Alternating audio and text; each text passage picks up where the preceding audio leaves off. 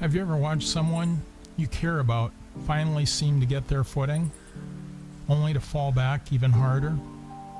They were smiling, opening up, maybe even making progress, and then suddenly, silence. They pull away. They stop showing up. They shut people out. What makes it worse is when the advice they're listening to seems to encourage it. Step back from those friends. Keep your circle smaller. Only talk to the people who make you feel safe.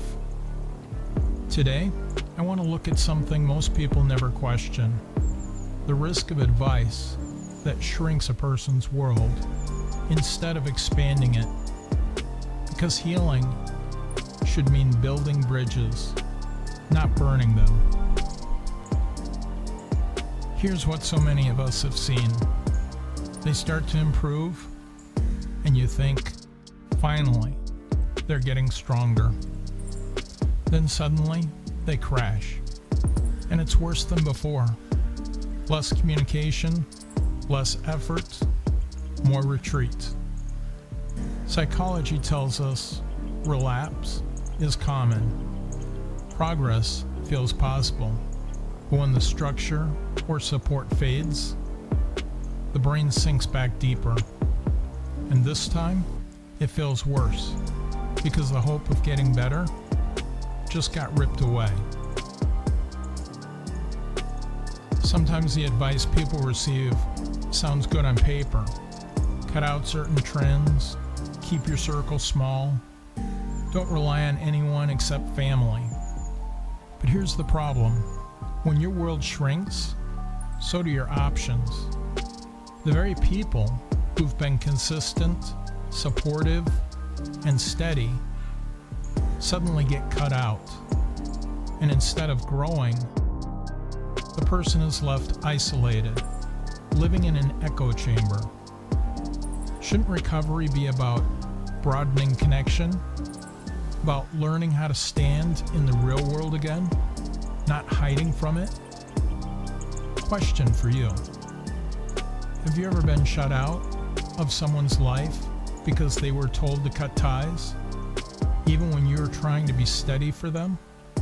Drop it in the comments. To the struggling mind, shrinking down feels safe. Fewer expectations, less risk. With kids around, structure forces them to show up. Without that, empty space, and the default choice becomes no choice at all, retreat. But just because isolation feels safer doesn't mean it's healthier. Seneca once wrote, "It's not that we have short time to live, but that we waste much of it."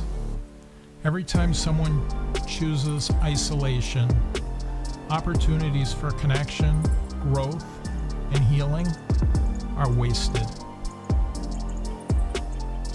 Here's the truth. Advice that encourages isolation can keep someone stuck. Real support should equip you to handle more of life, not less. Real growth means widening your world, not narrowing it. At some point, every person has to step into responsibility and choose connection, even when it feels hard. Depression and ADHD explain behavior, but they don't excuse staying trapped forever. In conclusion, if you're watching someone go through this, remember, you can offer bridges, but they have to walk across them. You can't drag them out of retreat. And if they're listening to voices that encourage isolation, don't mistake that for truth about your value. Sometimes it's just the wrong advice. Marcus Aurelius said, "The impediment to action advances action. What stands in the way becomes the way." Isolation may feel like a wall, but it can also be the signpost that says, it's time to move, it's time to grow, It's time to connect.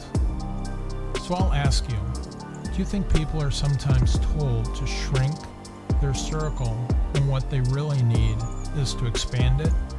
Let me know in the comments. I want to hear your stories. And if this hit home, hit like, subscribe, and share it with someone who needs to hear a new perspective on what healing really means.